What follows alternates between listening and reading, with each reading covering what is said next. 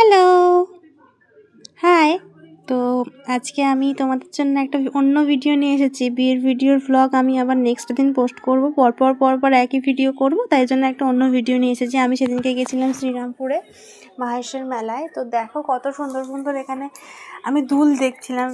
আমার এই দুলগুলো কিন্তু খুব পছন্দ হয়েছিল, কিন্তু অনেক দাম বলছিল বলে আমি আর কিনিনি।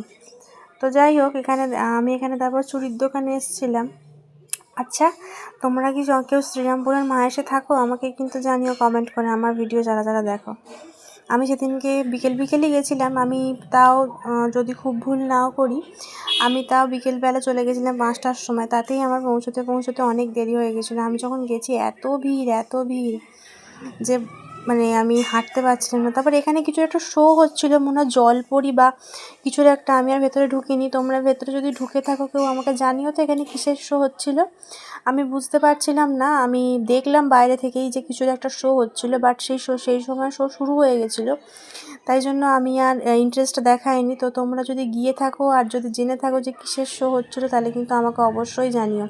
এখানে দেখো কত সুন্দর সুন্দর হজমিগুলি বিক্রি হচ্ছে। তোমরা কে এরা মেলায় গিয়ে হজমিগুলি কেনো আমাকে জানিও। কিন্তু আমি কিন্তু কিনি, আমার কিন্তু খুব ভালো লাগে হজমিগুলি খেতে।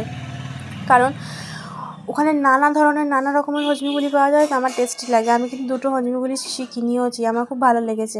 এখানে আমি পর্দা দেখছিলাম একটু বাড়ির জন্য, তো পর্দা আমার ঠিক পছন্দ হলো না। তারপর আমি এখানে চুড়ির দোকানে এসেছিলাম। দেখো শ্রাবণ মাস বলে কত সবুজ চুড়ি বিক্রি হচ্ছে। তোমরা এরকম সবুজ চুড়ি কে শ্রাবণ মাসে পরেছো আমাকে কিন্তু অবশ্যই জানিও। শ্রাবণ মাস বলেই হয়তো সবুজ চুড়িটা এত বিক্রি হচ্ছে। বাট আমি একটা চুড়ি দাম জিজ্ঞাসা করেছিলাম, ওখানে 2টো চুড়ির দামই বলছে 100 টাকা। তাই জন্য আমি অন্য দোকানে দেখছিলাম আর কি চুড়ি পাওয়া যায়। তো যাই হোক, এখানে নানা রকমের বালিশের কভার বিক্রি হচ্ছিলো। এখানে কিন্তু অনেক সুন্দর সুন্দর ব্যাগ পাওয়া যাচ্ছিলো। আমি এখানে ব্যাগের দোকানটাতেও কিছুক্ষণ দেখেছিলাম। তারপর আমি এইখানে একটা কাঁচি কিনতে গেছিলাম, আমি কাঁচিটা কিনেছিলাম। এখানে নানা ধরনের বাড়ির প্রয়োজনীয় জিনিসপত্র পাওয়া যাচ্ছিলো, কড়া, খুন্তি, নানা ধরনের জিনিস। আমি যেমন কাঁচিটা আমার দরকার ছিল বলে আমি কিনেছিলাম।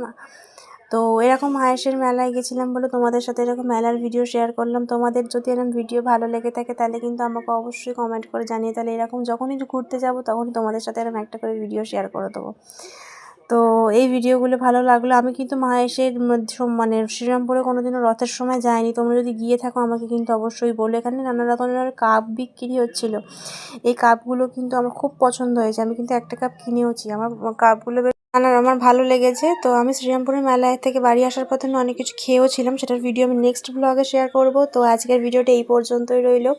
আর হ্যাঁ, এখানে দেখো আমি রথের ছবিও তো একটু অ্যাটাচ করে দিলাম। আমি তো রথ এই প্রথম দেখলাম শ্রীরামপুরের। তো আজকের মতন টাটা।